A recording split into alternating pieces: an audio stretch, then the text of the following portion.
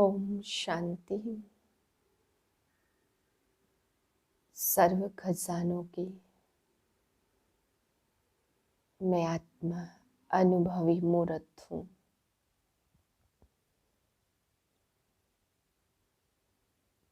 स्वयं प्रति सर्व खजानों को यूज करने वाले हर एक खजाने की अनुभवी हूँ।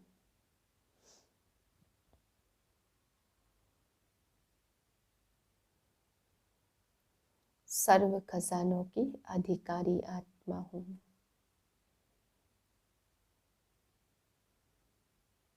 मुझ आत्मा के पास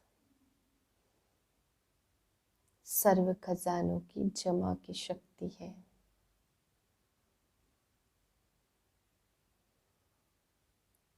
अपने अनुभव के वाइब्रेशन फैला रही हूँ। ज्ञान के खजाने की, पवित्रता के खजाने की चारों तरफ वाइब्रेशन फैल रहे हैं।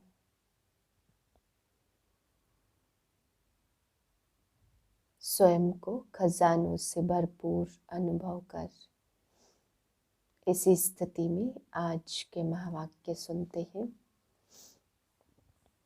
8/2/2022 के महावाक्य है। आज बाबा हम बच्चों को पढ़ाई के विषय में समझाते। बच्चे, पढ़ाने वाला कितनी दूर से आता है, इसलिए तुम बच्चों को पढ़ाई का बहुत बहुत कदर होना चाहिए। बाबा कहते जो पढ़ाई का कदर करते वह ऊंच पद भी पाते हैं। फिर बाबा समझा रहे सर्व का पतित पावन सिर्फ मनुष्यों का नहीं बल्कि बाप 5 तत्वों का भी पतित पावन है, क्योंकि बाप सारी सृष्टि को ही नया बना देता है। अभी उस देवी देवता धर्म की बाबा कहते टांग ही नहीं है। जो मुख्य धर्म है उसकी टांग नहीं है, बाकी सभी धर्म अभी है। इसलिए बाबा कहते बाप आकर के ऊंचे ते ऊंचा बाप आकर पतितों को पावन बनाता, तो सारी सृष्टि का ही कायाकल्प कर देता है। फिर बाबा समझा रहे भारत ही पहले नंबर 1 विश्व का मालिक था, और कोई धर्म बाबा कहते है ही नहीं। शिवरात्रि मनाते हो परंतु रात्रि का अर्थ कुछ भी नहीं समझ सकते, तो कितनी भूल है। अपने बाप का ही जन्मदिन और बाप की ही शिवरात्रि का अर्थ नहीं समझते, तो बाबा कहते कितनी बड़ी भूल है। यह बेहद के बाप का यज्ञ है। इसके बाद बाबा समझाते और कोई भी यज्ञ नहीं रचा जाता। मीठे बच्चे, एक बाप ही है जिनकी अपरम अपार महिमा है। बाप जैसी महिमा और किसी की भी हो नहीं सकती। प्रश्न है तुम बच्चों को इस पढ़ाई का बहुत बहुत कदर होना चाहिए, क्यों? उत्तर है सारे कल्प में एक ही बार बाप परमधाम से पढ़ाने के लिए आते। मनुष्य पढ़ने के लिए भारत से विदेश में जाते, यह कोई बड़ी बात नहीं है। यहाँ तो पढ़ाने वाला कितनी दूर से आता, तो बच्चों को पढ़ाई का बहुत कदर होना चाहिए। थोड़ी दिक्कत भी हो तो कोई हर्जा नहीं। तुम्हारे स्कूल तो गली गली में बनने चाहिए, नहीं तो इतने सब पढ़ेंगे कैसे? बाबा का परिचय तो सबको मिलना जरूर है। ओम शांति। मीठे मीठे बच्चे कहते हैं यह कौन है? यह कोई साधु सन्यासी मनुष्य तो नहीं है ना? यह तो और चीज है। मनुष्य को तो झट पहचान ले, फलाना साधु सन्यासी है। नाम लेकर कहेंगे फलाना महात्मा है। यह सिर्फ बच्चे जानते हैं। बाबा कहा जाता है आत्मा को। आत्मा ही सब जानती है, शरीर नहीं। आत्मा ही कहती है यह फलाना है। ऑर्गन्स द्वारा जानती है। अगर आत्मा न हो तो यह आंखें काम कर न सके। सब कुछ आत्मा ही जानती है। अभी तुम बच्चों को आत्म अभिमानी बनाया जाता। आत्मा कहती इन कर्मेंद्रियों से फलाना कर्तव्य करता हूँ। वास्तव में आत्मा को मेल कहा जाता, फीमेल नहीं। मेल है क्योंकि हम सब भाई भाई हैं। अभी तुम नई बातें सुनते हो। यह कौन आया? उनका कोई अपना मनुष्य का रूप नहीं है। तुम जानते हो बेहद का बाप है शिव बाबा, जो इनके द्वारा समझाते हैं। ऐसे नहीं फलाना सन्यासी है, उनकी आत्मा बोलती है। नहीं, मनुष्यों का सारा नाम रूप में अटेंशन जाता। तुम्हारी बुद्धि समझती है यह हमारा बेहद का बाप है। वह शरीर द्वारा हमको अपना वर्षा देते हैं, राजयोग सिखलाते हैं।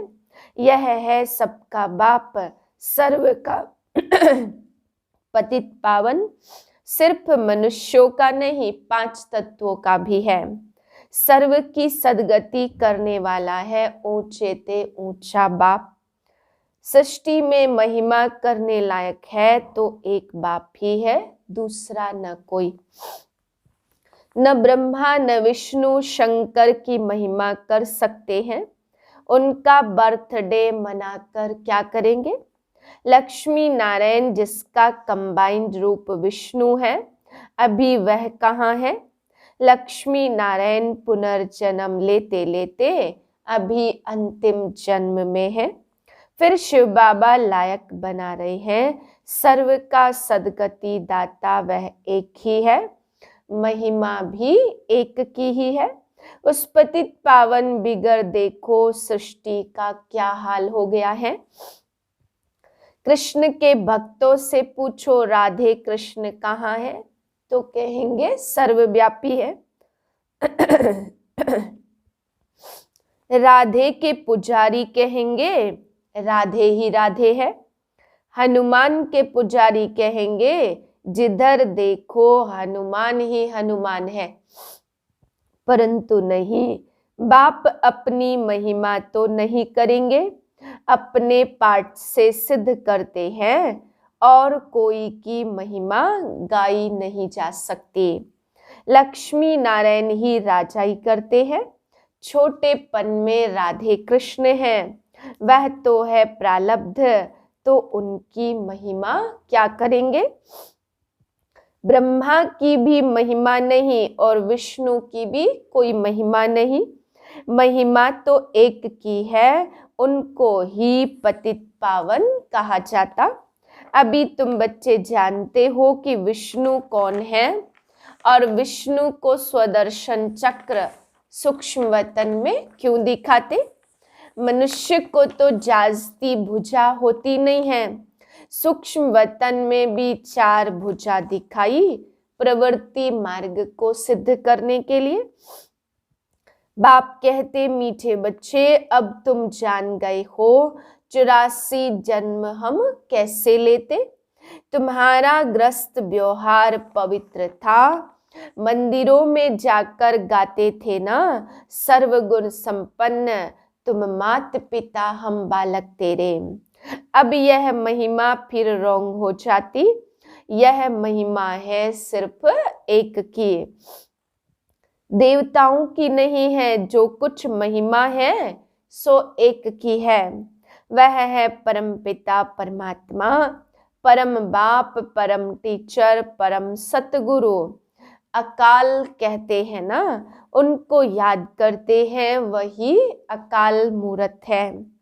शिव बाबा को बैल पर दिखाते, वह फिर अकाल तख्त दिखाते।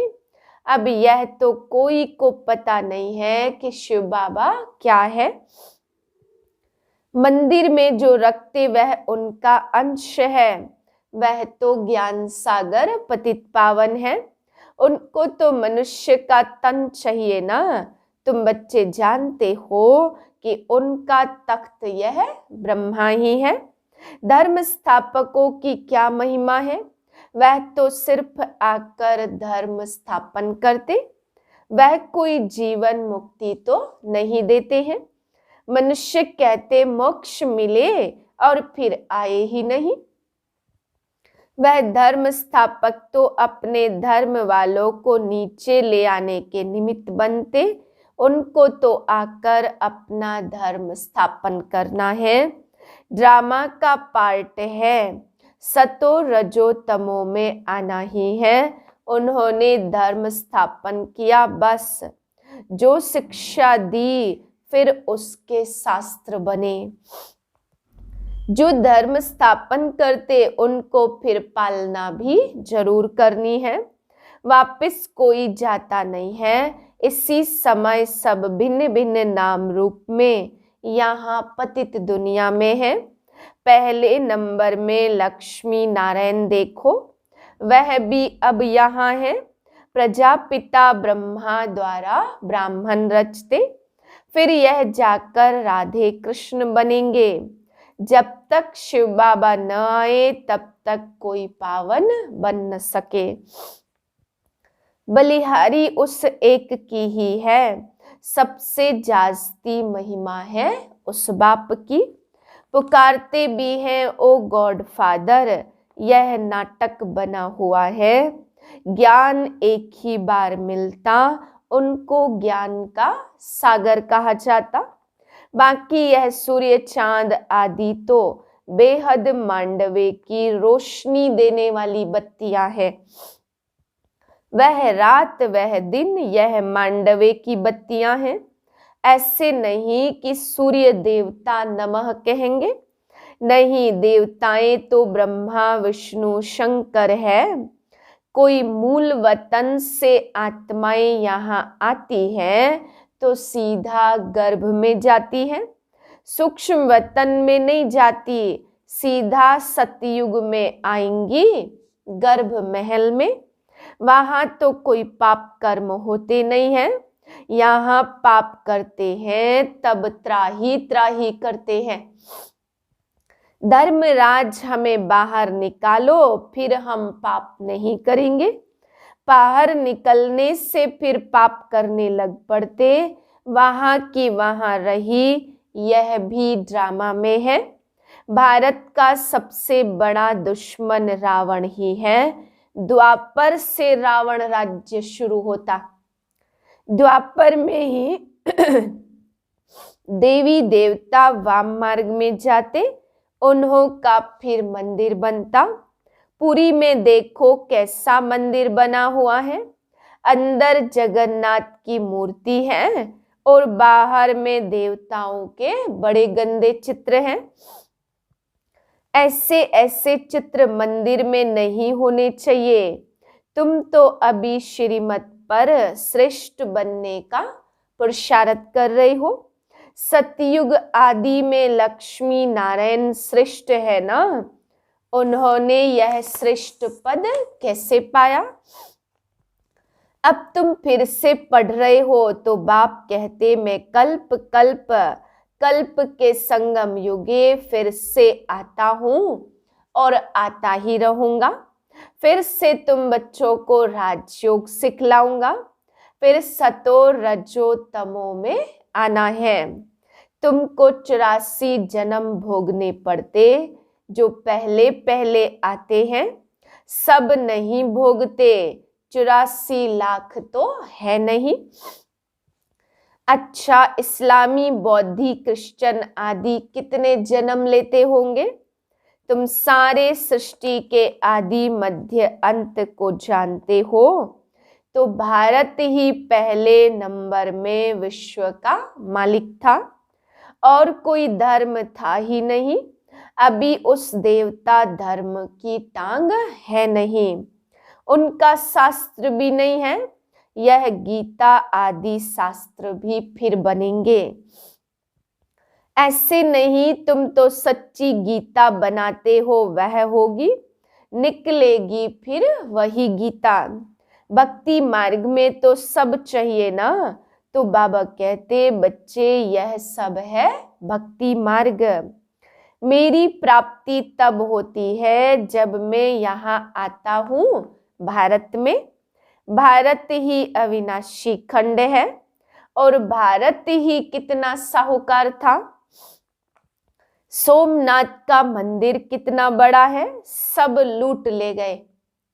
बिड़ला के पास बहुत पैसे हैं तो कितने बड़े मंदिर बनाए हैं। बाप कितना अच्छी रीति समझाते, यह और कोई भी समझा न सके।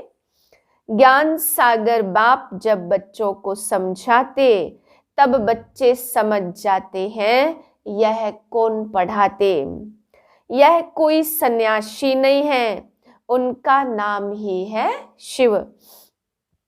सब आत्माएं उनके बच्चे हैं, उन्हों के शरीरों के नाम बदलते रहते, इनका नाम ही है एक। कहते हैं मेरा कोई दूसरा नाम नहीं है, तुम तो जन्म मरण में आते हो, देह अभिमानी भी बनते हो। मैं कभी देह अभिमानी नहीं बनता, बाप है ही फॉर एवर आत्म अभिमानी, क्योंकि पुनर्जन्म में नहीं आते हैं। अभी है रात और फिर है दिन, यह बेहद की दिन और रात, इसको कल्प का संगम कहेंगे। बर्थडे भी अगर मनाते हैं तो एक काम, शिव बाबा आते फिर चले जाते, उनका ना जन्म है और ना ही मौत है।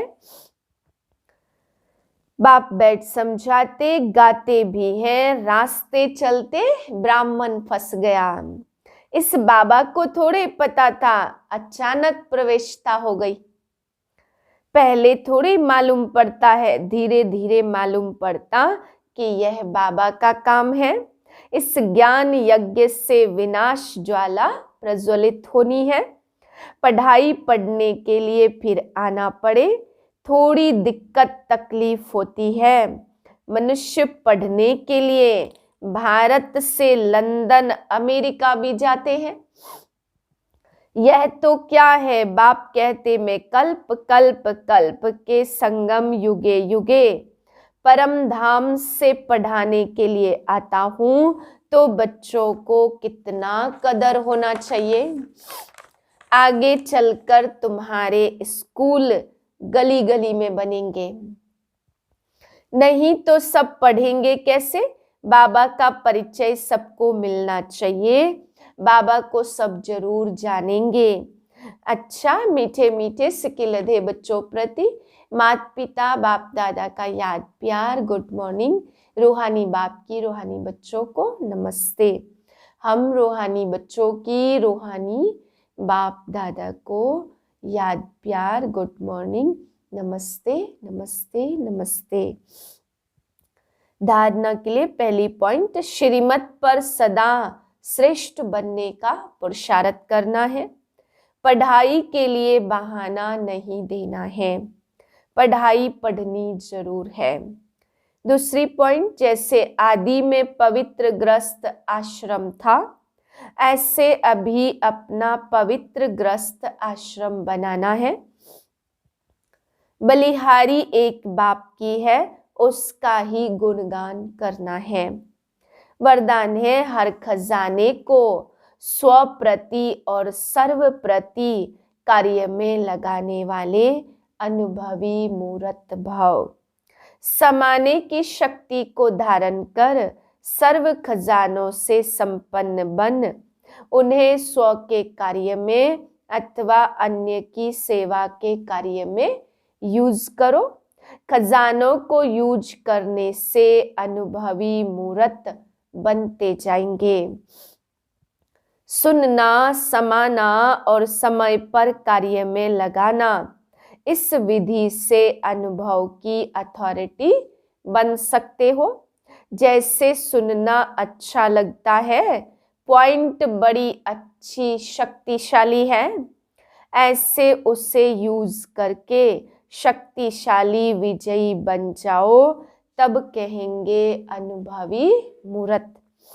स्लोगन है, गुणवान उससे कहा जाता जो ग्लानि करने वालों को भी गुणमाला पहनाता चले। ओम शांति।